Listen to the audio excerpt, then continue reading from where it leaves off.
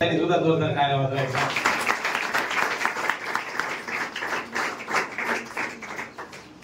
लगेच कार्यक्रमाला सुरुवात करूया. सर्वांचं या ठिकाणी चैतन्य थोडा आवाज वाढव. मनापासून स्वागत करतो आपल्या या द जयवर्धन एन क्लासेसच्या माध्यमातून. दरवर्षी जे विद्यार्थी गुणवंत होत असतात, परंतु बापूला मी 11:30चा वेळ दिला होता. त्या अनुषंगानं आपण कार्यक्रमाला लागली सुरुवात करूया. या ठिकाणी आज विशेष उपस्थितीमध्ये ग्रामीण कवी विठ्ठल चव्हाण साहेब इथे आलेले आहेत. त्याचबरोबर आमचे मार्गदर्शक कुटे बापू सुद्धा या ठिकाणी आलेले आहेत. तर या ठिकाणी अकॅडमीच्या वतीने त्यांचं स्वागत करणं आपलं आद्य कर्तव्य आहे. आणि म्हणून त्याचबरोबर आमचे मित्र पत्रकार उजगरे सर आहेत, पत्रकार कदम साहेब आहेत, आमचे मित्र खालीद दादा आहेत. तरी शब्द सुनाने सर्वांचं स्वागत करतो. आणि या ठिकाणी बापूंचं स्वागत करण्यासाठी मी जय सरांना विनंती करतो की या ठिकाणी त्यांचं अकॅडमीच्या वतीने या ठिकाणी स्वागत करावं. चला बाळा.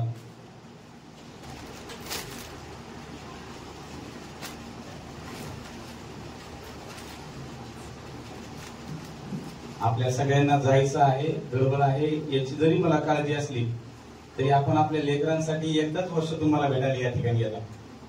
त्यामुळे हा कार्यक्रम अवघ्या 1 तासामध्ये आपण आटवण्याचा प्रयत्न करूया.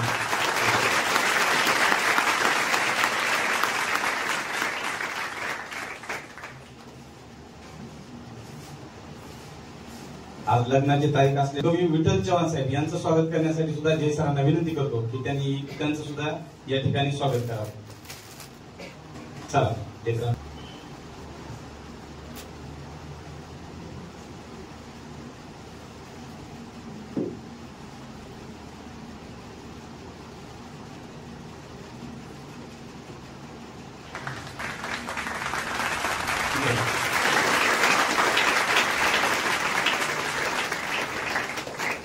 यानंतर ज्यांच्यामुळे आम्ही ही दत्तक योजना सुरू केली या वर्षीपासून आमचे मार्गदर्शक माझे वडील टी.जी. नाथ भजन सर, माजी मुख्याध्यापक के. प्रशांत बाबळगाव यांचं सुद्धा स्वागत करण्यासाठी जय सरांनाच विनंती करतो की पहिल्यांदा अकॅडमीत माझ्या क्लासमध्ये आतापर्यंत कार्यक्रमात आले. आतापर्यंत त्यांनी कधीच कार्यक्रमात आले नाही. त्यांचंच मार्गदर्शन आहे. परंतु यावर्षी आम्ही ते 50 विद्यार्थी त्यांच्यामुळे दत्तक घेतले. जोरदार सरांसाठी सुद्धा टाळ्या वाजवा.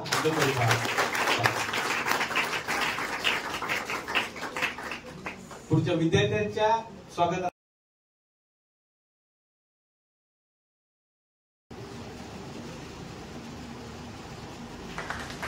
या ठिकाणी बाकी सर्व मान्यवरांचं शब्दसुमनाने स्वागत करतो. कारण त्यांच्या पाल्यासोबत आम्ही त्यांचं स्वागत आणि सत्कार करणारच आहोत. त्यामुळे त्यांचं तुर्तास या ठिकाणी टाळतो. या कार्यक्रमासाठी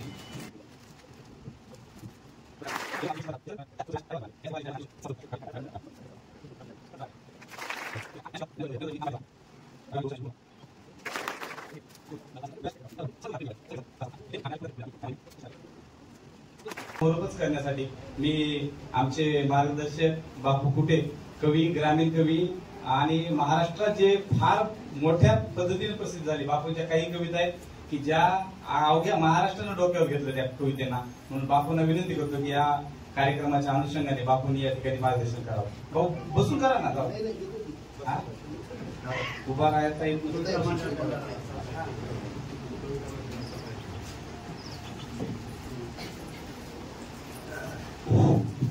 आदरणीय विचारपीठ व सर्व गुणवान विद्यार्थी व त्यांचे पालक व आमचे मित्र नाथ भजन सर व त्यांचे 2 रत्न आणि त्यांच्या सुनबाई आणि पत्रकार मित्र.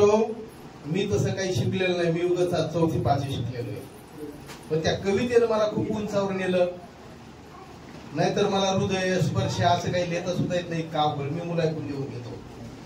पण या कवितेच्या नादी लागलो. पहिल्यापासून 3-4 पुस्तके निघाले माझे.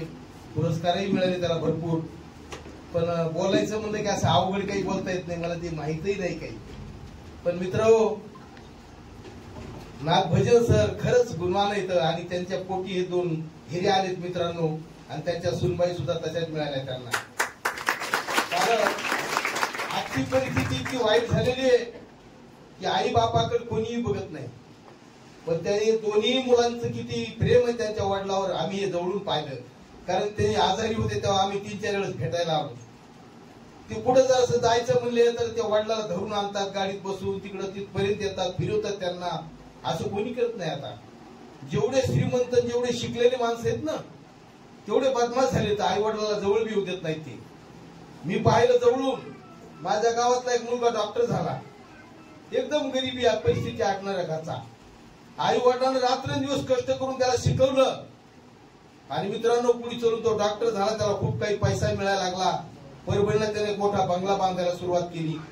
विटा गज सिमेंटचे ढिग लागले मित्रांनो. आणि त्याला तो आई वडिलाशी काम पडलं. गावात खेड्यात आला, त्या आई वडिलाला घेऊन गेला तो परभणीला आणि तिथे गेल्यानंतर त्यांना तो काम करायला लावला. विटा भिजू लागला, पुढे त्या सिमेंटच्या तिथं राखण ठेवायचं वडिलाला. हे खूप काम करून घेतलं आणि मित्रांनो एक सुंदर असा बंगला झाला. आणि बंगला झाल्यावर वास्तू शांती झाली. आणि हे सगळं काय झाल्यानंतर 2 दिवसही त्यानं आई वडिलाला ठेवलं नाही. पुन्हा त्या पाडक्या घरात खेड्यात नेऊन सोडलं. मित्रांनो ज्यानं एवढं मोठं धन दिलं, शिकवलं, कष्ट करून त्यांना मोठं केलं, अशा आई वडिलाचं जर असं असेल मित्रांनो काय अर्थ आहे त्या श्रीमंतीला, त्याच्या बंगल्याला, त्या डॉक्टर केला. म्हणून मित्रांनो पाहत आहे 2 लेकरं यांचे 2 मुलं किती भाग्यवान आहेत ते की जे म्हणलं ते काम करतात. त्या वडिलांसाठी काहीच कमी नाही त्यांच्या वडिलाला. कारण आम्ही त्याचे खूप जवळचे त्यांचे दोस्त आहेत आम्ही नागबाजी सरांचे. पण इतके सुंदर मुलं, इतके प्रेमळ मुलं मी कधी पाहिले नाही. एखादा तरी निघत म्हणजे दोन्ही मुलं त्यांच्या सुनबाई. तर मित्रांनो ही आता बाकीचे काही मी सांगत नाही. पण खरंच असं आहे की छोट्या पाथरीमध्ये एवढ्या छोट्या गरीबाचे लेकरं जवळ घेऊन त्यांनी गुणवान बनवले. नाही तर आता सगळं गाण्या सगळं बेगडी बघायला मिळतंय. आता आम्ही कित्येक शाळेत मी नेहमीच रोज एका शाळेला कार्यक्रमाला सगळं बेगडीपण आहे. काही काही शाळेमध्ये खूप काही दाखवायचं बेगडीपणा, पण ते गुणवत्तेला काहीच नाही. पण आज या लेकरांचे गुण पाहिले आम्ही तर किती गुणवान लेकर आहेत. तर मित्रांनो कारगिल जो इथं झालं होतं माग आणि आता पाकिस्तानासोबत आपलं युद्ध सुरू झालंय. आणि 3 दिवस लग्नाला झाले होते. सत्यनारायण झाला आणि त्या मिलिटरी मॅनचं लग्न झालं होतं. सत्यनारायण झाला आणि वरून तार आली की बाबा तुम्हाला यावं लागतं. पाकिस्तान सोबत आपलं युद्ध सुरू झालं. पण त्या नवरीनंही त्या नवरदेवाला जाण्यासाठी सांगितलं. काही हरकत नाही, आपल्या देशासाठी जा मुली तुम्ही. किती भाग्यवान आहे मित्रांनो. अशा त्या देशाला मी माझी एक कविता अर्पण केलेली आहे. कारण माझा मित्र होता आणि त्या सीमेवर तो लढता लढता शहीद झालेला आहे. म्हणून माझी पहिली कविता आहे. बर्फाच्या त्या मेरूवरती रक्त सांडलेले वीरांचे. मित्रांनो तुम्हाला आम्हाला काही माहित नाही. तुमचं आमचं राखण, या देशाचं राखण ते सैनिक करतात. त्या सीमेवर हातात बंदूक घेऊन रात्रंदिवस झाकतात मित्रांनो. तेव्हा आपल्याला कुठेतरी आनंदात खाता येतो, आराम करता येतो. ते जर जरासे झोपले तर आपलं काही खरं नाही. म्हणून अशा शूर जवानासाठी माझी कविता. बर्फाच्या त्या मेरूवरती रक्त सांडलेले वीरांचे. बर्फाच्या त्या मेरूवरती रक्त सांडलेले वीरांचे. देशासाठी प्राणास मुकले धन्य कुळ त्या शूरांचे. देशासाठी प्राणास मुकले धन्य कुळ त्या शूरांचे. तोफाचे ते होऊन गोळे केले रक्षण देशाचे. तोफाचे ते होऊन गोळे केले रक्षण देशाचे. मायभूमी ग तुझ्याच साठी प्राण सांडले मोलाचे. मायभूमी ग तुझ्याच साठी प्राण सांडले मोलाचे. काळा संगे देऊनी झुंज. काळा संगे देऊनी झुंज जागविले हो वचनाचे. मरणाचे ते भयन आम्हा सोने झाले जीवनाचे. मरणाचे ते भयन आम्हा सोने झाले जीवनाचे. नका रडू कुणी आमच्यासाठी. नका रडू कुणी आमच्यासाठी. नका करू कुणी खंत. भारत माते तुझ्याच पोटी ऐसे येतील जन्मा अनंत. भारत माते तुझ्याच पोटी ऐसे येतील जन्मा अनंत. एकच आमुचे वचन अवघे एकच आमुचे नाते. एकच आमुचे वचन अवघे एकच आमुचे नाते. सदैव आम्ही करीतो वंदन तुझं पवित्र भारत माते. सदैव आम्ही करीतो वंदन. मित्रांनो असं ह्या देशाचं राखण करणारा शूर जवान, त्याच्यासाठी मी एक कविता लिहिली होती ती तुमच्या पुढे सादर केली. आणि आता हे दोन रत्न आपल्या सरांचे नाथ भजन सरांचे दोन रत्न कसं सांभाळतात आणि आजची परिस्थिती काय बघा. ही कविता माझी. जमाना सुधारला, माणसं चंद्रावर गेली, पण वृद्धाश्रम खूप निघायला लागले. तर आई वडील बेकार झालेत मित्रांनो. त्यांना खाला नाही, त्यांना राहायला जागा नाही. मुस्लिमांना मानावं लागेल मित्रांनो. मुस्लिम लोकांचे आई वडील कधी कुठं जात नाही. त्यांची कशी परिस्थिती असून ते आई वडिलाला सांभाळतात. म्हणजे मोठे लोक झाला, त्यांना खूप काही पैसा आहे त्यांच्याकडे, त्यांच्या मात्र आई वडिलाची फजिती आहे. म्हणून मी एक कविता लिहिली, माणसं सुधारली, जमाना सुधारला, माणसं चंद्रावर गेली, पण आई वडिलासाठी वृद्ध आश्रम वाढायला लागली. मग मी एक कविता लिहिली, सुधारला जमाना माणूस पण घटलं, सुधारला जमाना माणूस पण घटलं, आणि म्हातारीला घर आता गोठ्यामध्ये भेटलं. पण आई म्हणती 9 मास वेड्या तुला पोटामध्ये तोडलं, 9 मास वेड्या तुला पोटामध्ये तोडलं, गर्भामध्ये आवडलं तेच मी खाल्लं, फुललेलं मन तुझं आज का म्हणून मिटलं, आणि म्हातारीला घर आता गोठ्यामध्ये भेटलं. केली होती लय माया फुलापरी जपलं, केली होती लय माया फुलापरी जपलं, पूर्वीने लाड सारे काळजात राखलं, सांग पोर आता नातं का म्हणून तुटलं, आणि म्हातारीला घर आता गोठ्यामध्ये भेटलं. म्हातारपणी सुख देशील वाटलं होतं मनाला, म्हातारपणी सुख देशील वाटलं होतं मनाला, राजा माझा लय चांगला सांगत होते जनाला, दिशेहीन जीवन झालं आबळाचं फाटलं, आणि म्हातारीला घर आता गोठ्यामध्ये भेटलं. ऐक लाडक्या लेकरा, ऐक लाडक्या लेकरा, झाली जरी दाटणी, म्हातारपणी मायबापाची करू नको वाटणी, प्रेम बोल मन तुझं आज का म्हणून आटलं, आणि म्हातारीला घर आता गोठ्यामध्ये भेटलं. माणूस गेला चंद्रावर, माणूस गेला चंद्रावर, पण आश्रमात त्याची माय, माणूस गेला चंद्रावर, पण आश्रमात त्याची माय, मोठेपणा खोटा सारा कमाई तुझी काय, आईमुळेच वेड्या जग सारं नटलं, आणि म्हातारीला घर आता गोठ्यामध्ये भेटलं, म्हातारीला घर आता गोठ्यामध्ये भेटलं. शिकलेले सवरलेले माणसं असं वाटतात, पण आपल्या समोर 2 मुलं बसले सरांचे, त्यांचा आदर्श घ्यायला पाहिजे मित्रांनो. सगळ्यांनाच आदर्श घ्यायला पाहिजे. याच्यानंतरची माझी एक कविता आहे, खेड्यापाड्यामध्ये मुलीला शिकवत नाहीत, कारण एक 7वी 8वी 6वी 7वी झाली की घरी बसवतात, कारण भीती वाटती. जमाना असा झालेला आहे. म्हणून ह्या पाथरीमध्ये त्या 2 बहादर माझ्या मित्रांनं ही अकादमी काढली आणि तुम्हाला सगळ्याला सुविधा करून दिली मित्रांनो. इथं याला काही भीती नाही, कारण आपले भाऊ येतं, आपल्या जवळचे येतं. म्हणून इथं जास्तीत जास्त जणांनी येऊन शिक्षण घ्यावं मित्रांनो. त्याच्यानंतरची माझी कविता माझ्या खेड्यामधली आहे. मला या शाळेमध्ये ना काही शाळेमध्ये पुस्तकं वह्या द्यायची, मीच गरीब आहे, पण मला माझ्याकडे काय आलं की मला राहत नाही. तर मी शाळेत जातो, शाळा एक सुरू होऊन समजा 8-15 दिवस झाले की शाळेत जायचं आणि विचारायचं कोणी कोणी वह्या आणल्या, कोणी कोणी दप्तर आणले, कोणी नाही आणले. असंच एकदा गेलो विचारलं तर सगळ्यांनी दप्तर वह्या आणल्या होत्या, पण 4-5 जणांना आणल्या होत्या. एक मुलगी होती, त्या मुलीने हात वर केला. मी मला अगं 15 दिवस झाले शाळा सुरू होऊन तू अजून का आणलं नाही? ती म्हणे काका तुम्हाला माहिती आहे माझे पप्पा पितात म्हणून. माझ्या आईनं महिनाभर काम केलं की माझ्या लेकीनं दप्तर वह्या सगळं काही आणावं, म्हणून त्या आईनं माझ्या पैसे जमा केले 2-3 हजार रुपये आणि गाडग्यामध्ये दुरी याच्या डाळीमध्ये लपून ठेवले, गाडग्यात उतरंडीत अजून खेड्यापाड्यात. आणि म्हणली आता 2-3 दिवस अजून काम करते, मग हिला सगळं साहित्य आणते.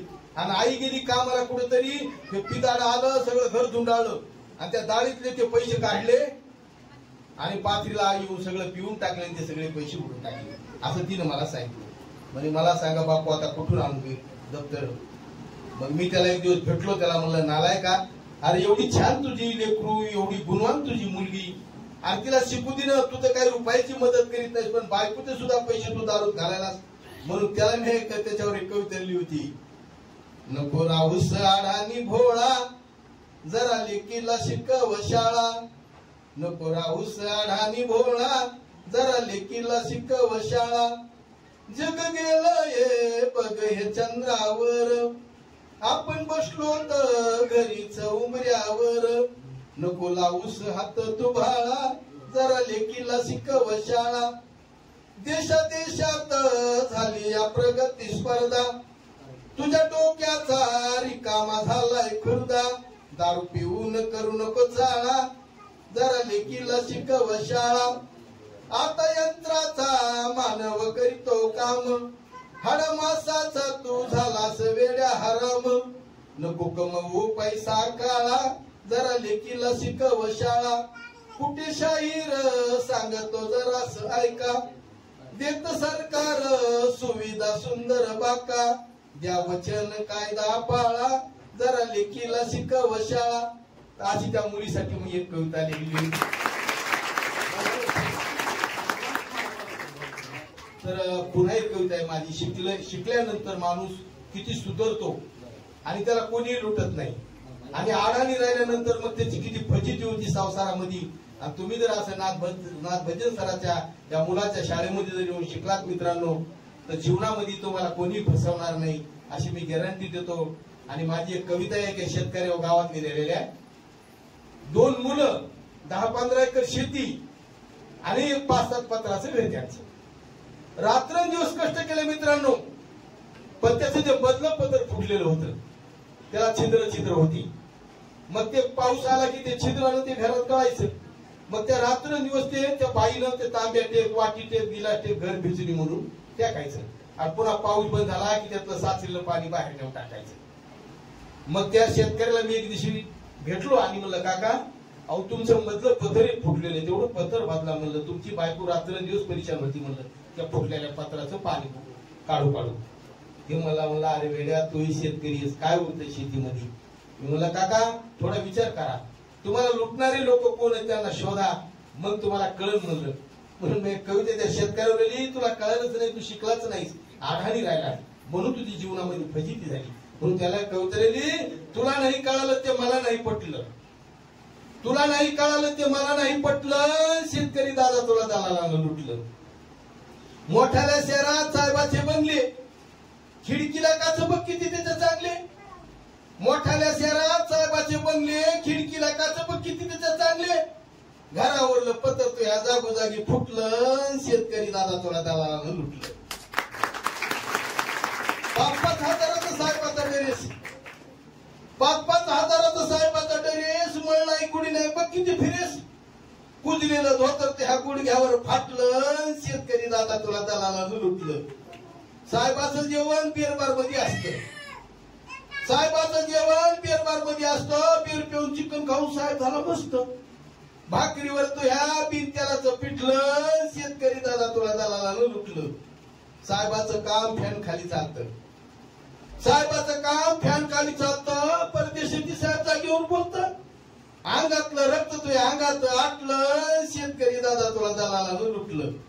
साहेबाचे लेकरं बघ किती शिकले, साहेबाचे लेकरं बघ किती शिकले. शिक्षण घेऊन शाणे झाले, पुढं पुढं थकले. तुझं रक्त गुरु त्याचं नवल तुला वाटलं. शेतकरी दादा तुला दलालानं लुटलं. साहेबाच्या पोरीचं लग्न झालं मोठं, साहेबाच्या पोरीचं लग्न झालं मोठं. बसायला गा ध्यान टेकायला लोट, तरी तू म्हणतोस त्याला नशिबानं भेटलं. शेतकरी दादा तुला दलालानं लुटलं.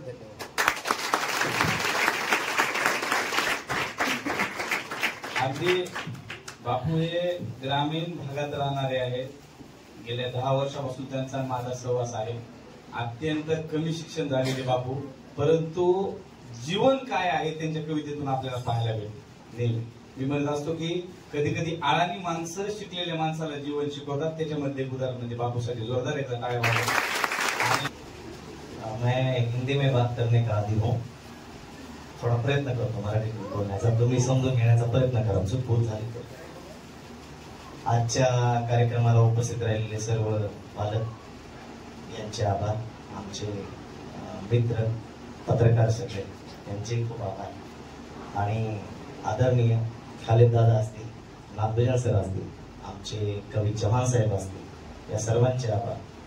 आणि कदाचित तुम्ही कविता कधी ऐकल्याच नसतील विद्यार्थ्यांनी, पण कविता ऐकल्यानंतर कविता कशी असायला पाहिजे ह्याचं जे आपल्याला आज प्रथम दर्शी पहिल्यांदाच कदाचित तुम्ही ऐकल्यानंतर जी तुम्हाला फिलिंग आली आहे, ती फिलिंग अशीच बरकरार ठेवण्यासाठी मधात कधी कधी विद्यार्थ्यांवरती त्यांच्या असलेल्या कविता, सामाजिक भूमिकेवरती असलेल्या कविता ऐकवण्यासाठी आपण नेहमीच त्यांना पुढील प्रोग्रामला सुद्धा बोलूया, असे आमचे आदरणीय आत्मारामजी कुटे ग्रामीण कवी, या सर्वांचे मी आभार व्यक्त करतो आणि आपल्या कार्यक्रमाला उपस्थित राहिला आपले सर्वांचे आभार व्यक्त करून हा कार्यक्रम संपला असं जाहीर करतो.